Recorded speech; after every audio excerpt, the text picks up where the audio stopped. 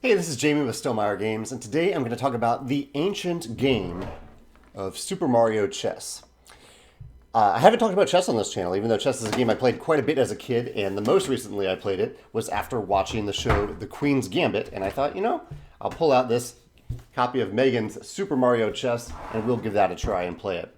And it reminded me of how much I love chess. I mean, I really do enjoy chess. It's a fantastic abstract game.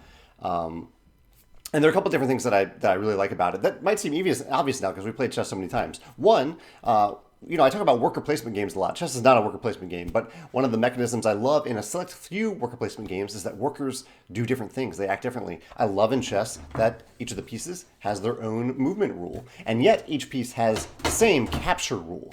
So it's movement that's different between the pieces, not the capture rule for. So you don't have to remember two different sets of rules. It's just the movement that you need to remember.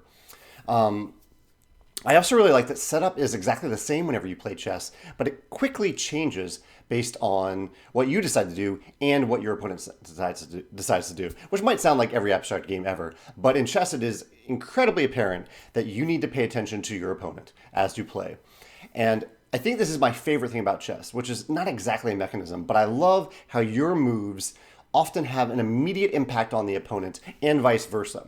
And so when you're thinking about the move that you're going to take, you are thinking through a range of possibilities about how your opponent might react. And at times you are forcing that opponent to do a specific thing. You know they're going to do something, or one or two, maybe three different things, because you have put them in a position where if they don't react, if they don't see the trap that you've been planning, that they will lose.